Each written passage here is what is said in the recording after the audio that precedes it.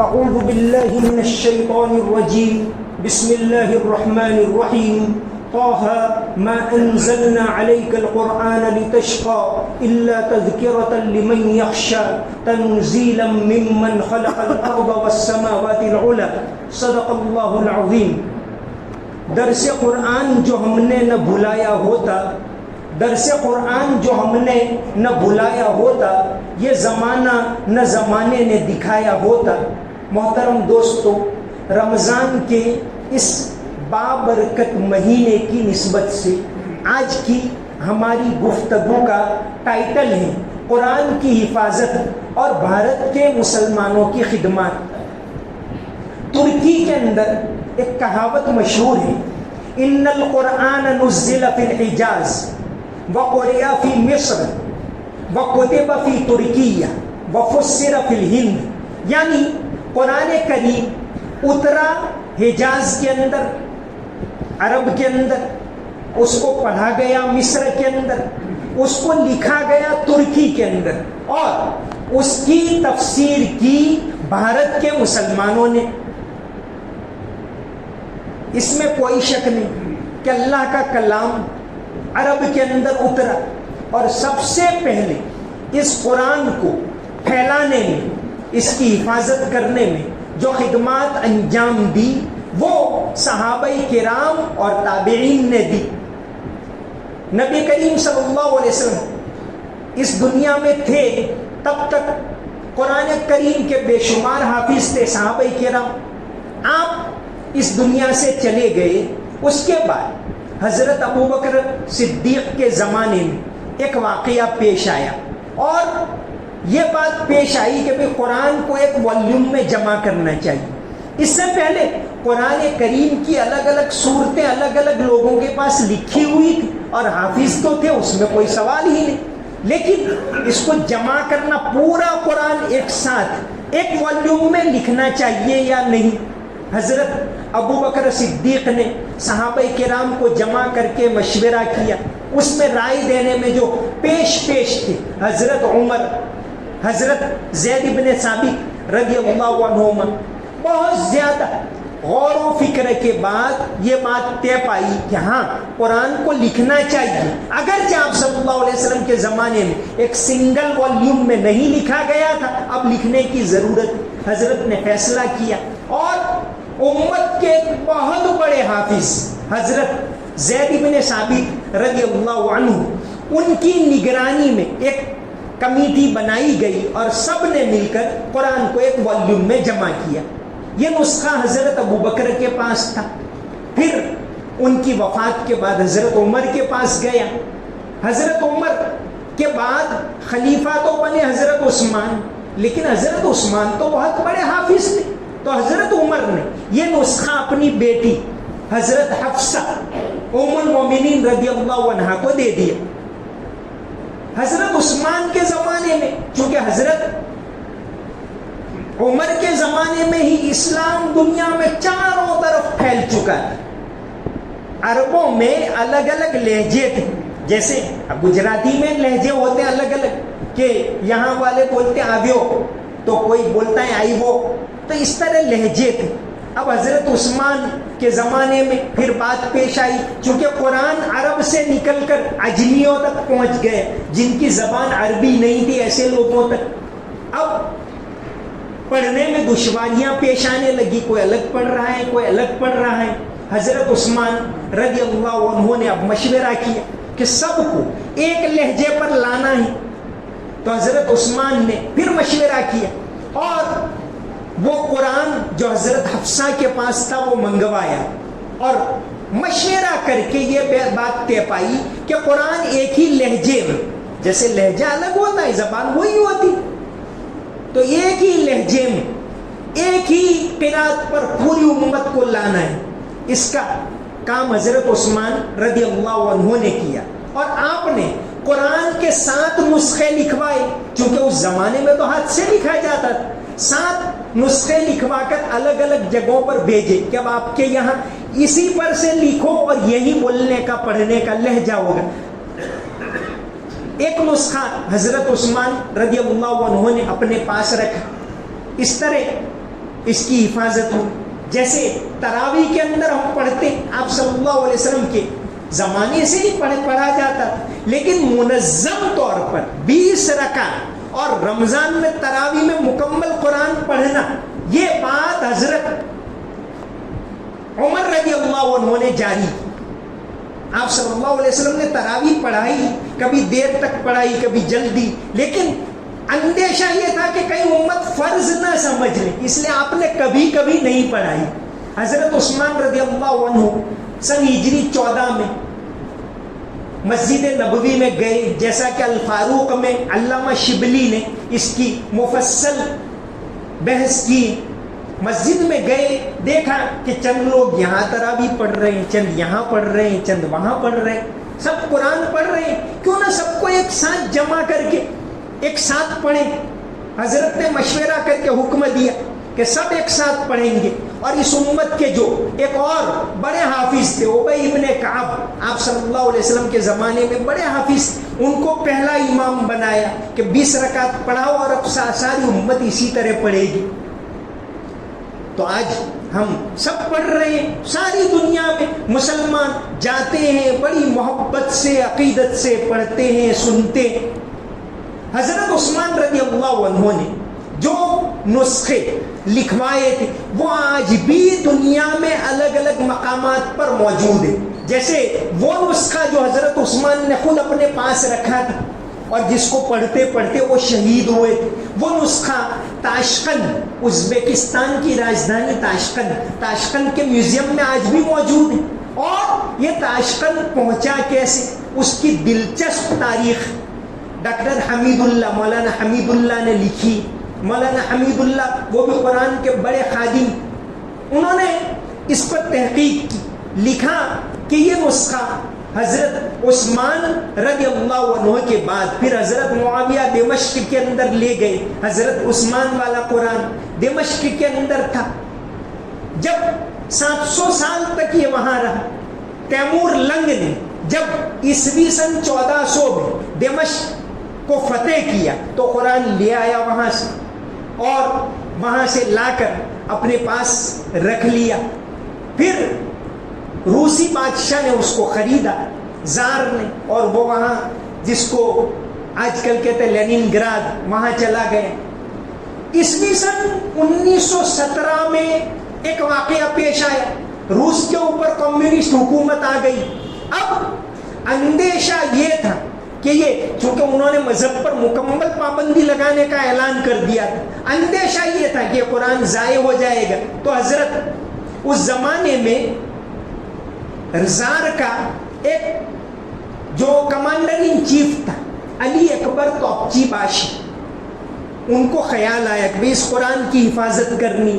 علی اکبر توپچی باشی نے ڈاکٹر حمید اللہ خود ان سے ملے اور ان سے اس پر گفتگو کی. انہوں نے لکھا ہے علی اکبر توپچی باشی نے فوراً جب زار کی حکومت ختم ہو گئی، زار قتل ہو گیا، تو فوراً ایک ٹرین تیار کی اور وہ قرآن اس کے اندر رکھا. اب لوگ یہ سمجھے کہ بھئی چونکہ یہ کمانڈر ان چیف ہے تو بادشاہ کی کوئی چیزیں لے جا رہے ہوں گے، تو وہاں سے انہوں نے یہ قرآن ٹرانسفر کر دیا تاشقند میں، اور آج بھی تاشقند کے اندر وہ قرآن موجود ہے. ڈاکٹر حمید اللہ ان سے ملے تھے علی اکبر سے، اور آپ کیسے لے گئے اس کے اوپر انہوں نے بہت مفصل بات چیت ان سے کی تھی. ان کی جو کتاب ہے خطبات بہاولپور، اس کے اندر انہوں نے لکھا ہے. تو قرآن کریم اترا حجاز کے اندر، اس کو پڑھا مصریوں نے. آج بھی اچھے سے اچھے پڑھنے والے مصر کے اندر ہوتے ہیں، قرآن کریم کے قاری اچھے سے اچھا آج بھی مصر کے اندر ہوتے ہیں.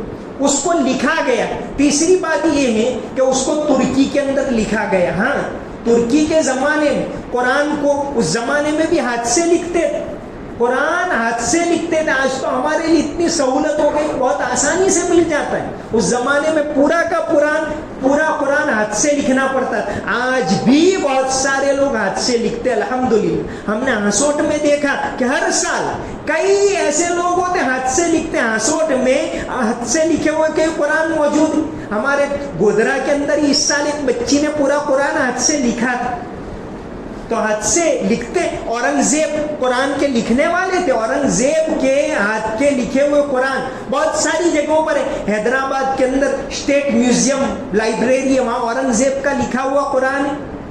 محمود بیگڑا کا بیٹا مظفر شاہ سیکنڈ وہ بھی قرآن کو اچھا لکھتا تھا, ان کے ہاتھ کا قرآن مکہ کے اندر جاتا ہے. جیسا کہ ظفر الوالح بے مظفر و آلہ گجرات کی تاریخ پر ایک بہت پرانی کتاب ہے 3 جلدوں میں, اس کے مصنف نے لکھا ہے کہ میں نے, اس کے مصنف عبداللہ محمد ابن عمر المکی, انہوں نے لکھا ہے کہ میں نے مظفر علیم کے ہاتھ کا لکھا ہوا قرآن مکہ کے اندر دیکھا.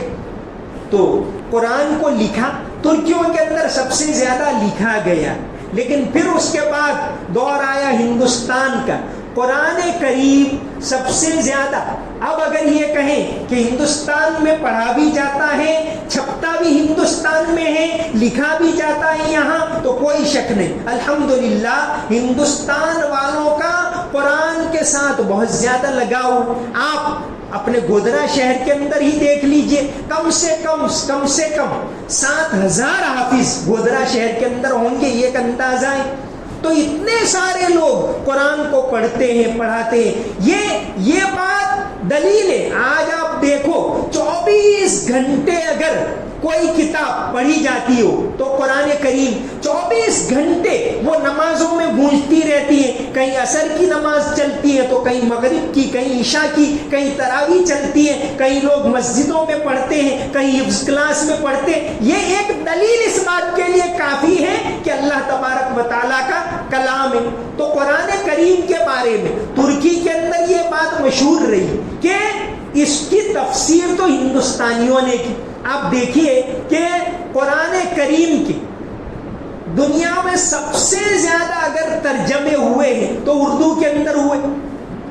18ویں صدی میں قرآن کے اردو میں 9 ترجمے ہوئے اور 19ویں صدی میں 70 ترجمے ہوئے, 70, اور 20ویں صدی کے اندر 104 ترجمے ہوئے, اور ابھی 21ویں صدی کے 25 سال پورے ہوئے. اس میں 25 سال کے اندر قرآن کے تقریباً 45 اردو ترجمے آ چکے. اس میں مولانا خالد سیف اللہ رحمانی صاحب آل انڈیا مسلم پرسنل لا بورڈ کے صدر جو ابھی وہاں جنتر منتر پر بیٹھے ہوئے, ان کی تفسیر اسی صدی میں آئی. مولانا تقی عثمانی کی تفسیر اسی صدی میں آئی. مولانا یہاں سلمان ندوی صاحب کی تفسیر اسی صدی میں آئی. تو قرآن کریم کے ساتھ اتنا زیادہ لگاؤ ہندوستان والوں کا ہے, اس میں کوئی شک نہیں. آپ کو تعجب ہوگا کہ قرآن کے 26 ترجمے تو نظم میں ہوئے. اردو کے اندر نظم میں ترجمے ہوئے. نظم میں بھی اس میں ایک ترجمہ ابھی سب سے لاسٹ میں ایک ڈاکٹر شہناز مزمل کر کے عورت نے نظم میں ترجمہ کی. تو قرآن کریم کے ساتھ بہت زیادہ لگاؤ ہندوستان کے مسلمانوں کا رہا ہے. ایک پڑوسی ملک کے اندر ہے ایک ڈاکٹر طاہر مصطفیٰ, پورے قرآن کا ترجمہ بغیر نقطے کے, ایک بھی لفظ نقطے والا نہ ہو ایسا. اس طرح لکھنا, اردو کو لکھنا یہ بہت مشکل کام. جیسے بسم اللہ الرحمن الرحیم کا ترجمہ کیا, اللہ کے اسم سے جو عام رحم والا, کمال رحم والا ہے. پورا جملہ آپ دیکھو ایک بھی نقطہ نہیں آتا. اللہ کے اسم سے کہ عام رحم والا, کمال رحم والا ہے. لم یلد, اس کا ترجمہ کیا, سوال ہی معدوم ہے کہ اس کی اولاد ہو. پورا جملہ ایک بھی نقطہ نہیں آتا. تو ایسا ترجمہ انہوں نے پورے قرآن کا کیا. تو قرآن کریم کے ساتھ ہندوستان کے لوگوں کا بے انتہا لگاؤ رہا ہے. قرآن کا انگریزی ترجمہ, اس میں بھی بھارت کے لوگ پیش. ابھی رمضان سے پہلے ہی ایک بہت اچھا انگلش ترجمہ آیا. مولانا ڈاکٹر ظفر الاسلام خان جو دہلی مائنورٹی کمیشن کے صدر رہے, ان کا انگلش ترجمہ آیا. انہوں نے کہا کہ جب میں نے ترجمہ کیا یہ تو 2021 سے 2024 تک 3 سال رات دن اس کے پیچھے, اخبار پڑھنا بھی بند کر دیا. صبح ہو تو اس کے پیچھے, شام ہو تو اس کے پیچھے. ایسا انہوں نے جب ترجمہ ابھی رمضان سے پہلے ان کا آیا تو انہوں نے اپنے انٹرویو کے اندر کہا. تو بہت اچھا ترجمہ انہوں نے کیا. انگلش کا جو سب سے مقبول ترجمہ, اب تک اس کے 200 ایڈیشن چھپے ہیں, मोहम्मद मार्माड्यू पिकथॉल थे तो ये बर्तानिया के, और 1917 में मुसलमान हुए, फिर यहाँ इंडिया में आ गए, पहले बॉम्बे क्रॉनिकल में काम किया, फिर उसके बाद हैदराबाद निज़ाम के पास चले गए। निज़ाम को पता चला कि ये कुरान का तर्जमा कर रही, तो उन्होंने 2 साल उनको छुट्टी दे दी कि 2 साल आप कुरान का तर्जमा करो। तो ये पिकथॉल का तर्जमा भी गोया हिंदुस्तान के अंदर से ही आए। डॉक्टर जावेद जमील करके हैं वहाँ के बेंगलोर के, उन्होंने भी एक बहुत अच्छा तर्जमा किया। मौलाना अब्दुल माजिद दरियाबादी ने इंग्लिश के अंदर पूरी तफसीर लिखी। तो कुरान करीम के साथ हिंदुस्तान के मुसलमानों का बहुत ज्यादा लगाव रहा है। मुसलमान नहीं, गैर मुस्लिम, जो ये मशहूर है कि सबसे ज्यादा कुरान लिखा गया यानी छापा गया तुर्की में, लेकिन सबसे पहला छापखाना हिंदुस्तान के अंदर आया। एशिया का सबसे पहला छापखाना आया हिंदुस्तान में, लखनऊ के अंदर, मुंशी नवल किशोर का 1858 के अंदर उन्होंने ये कायम किया। और उर्दू, फारसी, अरबी की सबसे ज्यादा किताबें छापने का रिकॉर्ड 19वीं सदी के अंदर मुंशी नवल किशोर का है। यहाँ तक कि मदरसों में पढ़ाई जाने वाली किताबें भी उन्होंने छापी। फतावा आलमगीरी और हिदाया और बुखारी से लेकर बहुत सारी किताबें, तकरीबन 6000 किताबें उन्होंने छापी। तो मुंशी नवल किशोर के यहाँ कुरान छापने का पूरा एहतमाम, पूरा एक अलग सेक्शन था जहाँ मुसलमान काम करते थे, और उस कमरे के अंदर बगैर वुजू के दाखिल नहीं हो सकते, ऐसा उसूल था। तो मुंशी नवल किशोर ने सबसे ज्यादा कुरान छापे हिंदुस्तान के अंदर। मुसलमानों ने ही नहीं, गैर मुस्लिमों ने भी इसके साथ एक बहुत ज्यादा लगाव रखा है। एक किताब मैंने लिखी है कि कुरान के अब तक गुजराती में कितने तर्जमे हुए, उसके ऊपर मैंने एक किताब लिखी, पिछले साल शाये हुई। अब तक 21 तर्जमे हुए गुजराती के अंदर, और इसके अलावा 5 नामुकम्मल तर्जमे हुए। जैसे विनोबा भावे, गांधी जी के बहुत करीबी थे विनोबा भावे, उन्होंने गुजराती में कुरान का, पूरे कुरान का नहीं, कुरान के बाज़ हिस्सों का तर्जमा, बाज़ सूरतों का तर्जमा किया। कुरान सार बहुत बेहतरीन गुजराती में उन्होंने ये तर्जमा किया आज से करीब 70-80 साल पहले। अब उनके मेरे पास है, कुरान सार मेरे पास मौजूद है। उन्होंने तर्जमा किया, उसके बाद इसको प्रेस में भेजना था। उनके जो सेक्रेटरी थे अच्युतराव देशपांडे, उनको काम सौंपा कि आपको ले जाना है। अच्युतराव देशपांडे ने जो उसमें मुकद्दमा लिखा है, उसमें एक वाकया लिखा है कि वो लेके जा रहे थे बॉम्बे के अंदर, लिया वो पतरे की पेटी में सारा हाथ का लिखा हुआ, और ट्रेन में बैठने गए, बहुत ज्यादा भीड़ थी, और उनके हाथ से पेटी गिर गई, सीधी चली गई, वो पत्थर और पटरी के बीच, वो पहिए के बीच में अंदर सीधी चली गई। बहुत घबरा गए वो तो कि इतनी मेहनत से, इतने साल की मेहनत से कुरान ये लिखा और छपवा नहीं जा रहा, और ये क्या हो गए। एकदम से उतर गए चालू ट्रेन, किसी ने जंजीर खींची, ट्रेन रोकी, ट्रेन निकल चुकी थी। लिखते हैं कि देखा कि पूरी ट्रेन पास हो गई, लेकिन वो और पेटी पूरी दब गई, एकदम खत्म, लेकिन वो पूरी एक तरफ और पूरा कुरान लिखा हुआ एक तरफ महफूज रहा। तब वो लिखते हैं कि मुझे बहुत ज्यादा ताज्जुब हुआ कि वाकई इस किताब की, उन्होंने लिखा है कि इस किताब, गुजराती में लिखा है कि इस किताब की खुदा हिफाजत करते हैं। तो ये कुरान करीम अल्लाह तबारक व तआला की किताब है। हमारे यहाँ भारत के अंदर भी कुरान का एक बहुत पुराना नुस्खा हजरत अली रदी अल्लाह अन्हु के हाथ का लिखा हुआ मौजूद है रामपुर की लाइब्रेरी के अंदर, रजा लाइब्रेरी। 1872 में रामपुर के नवाब कल्ब अली खान मक्का गए थे हज के लिए, उनके साथ शायर दाग दहलवी थे, वो भी गए थे, और बहुत पूरा काफिला लेके गए थे। उन्होंने मक्का के शरीफ को बहुत सारे तोहफे पेश किए, बातचीत हुई, और उन्होंने रिक्वेस्ट की। जब बराबर बात हुई तो कहा भाई क्या लेना है आप, तो कहा हजरत अली के हाथ का लिखा हुआ कुरान है, वो हमको दे दो।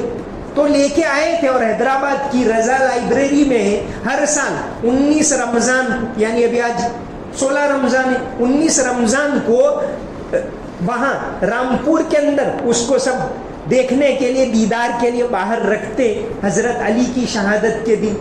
تو قرآن کریم کی اللہ تبارک و تعالیٰ نے حفاظت کی ہے، مسلمان اس سے بے انتہا محبت کر، مسلمان ہی نہیں غیر مسلموں کا ایک اور میں واقعہ سناؤں۔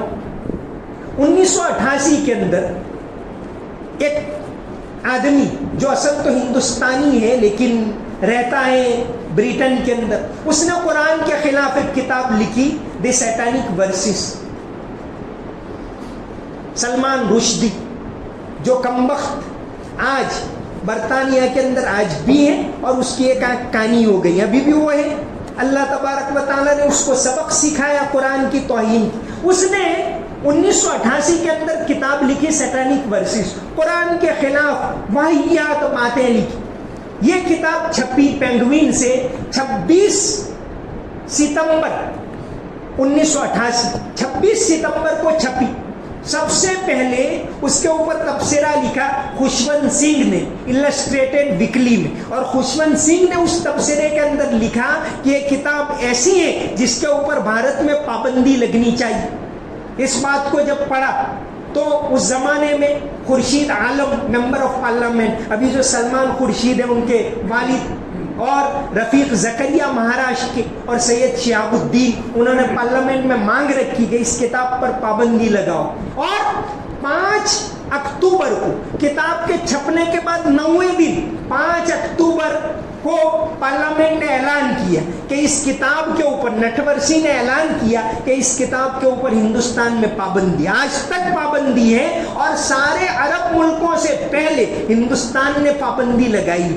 تو اس ملک کا بہت اچھا لگاؤ قرآن کریم کے ساتھ ہے۔ اس کے بعد تو ممبر آف پارلیمنٹ وہ رفیق زکریا مہاراشٹر کے مرحوم، اللہ تبارک و تعالی مغفرت فرمائے، انہوں نے باقاعدہ ایک کتاب لکھی اس کے جواب میں، اور کتاب لکھنے کے بعد محمد القرآن نام کی کتاب لکھی، اور اسی پینگوین سے چھپوائی اور شائع کی۔ جواب لکھا اس کا کہ بھئی تم جو کہہ رہے ہو وہ سراسر غلط بات ہے۔ تو بہرحال قرآن کریم اللہ تبارک و تعالیٰ کی کتاب ہے، تمام مسلمانوں کو اس سے لگاؤ ہے۔ الحمدللہ ہمارے گودھرا شہر کو اس سے خاص لگاؤ ہے، بہت بڑی تعداد کے اندر حافظ ہوتے ہیں، عالم ہوتے ہیں، یہ تو علماء کی بات ہوئی، عام لوگ اتنی بڑی تعداد کے اندر قرآن کی تفسیر سننے کے لیے آتے ہیں۔ یہ قرآن سے محبت نہیں تو اور کیا ہے؟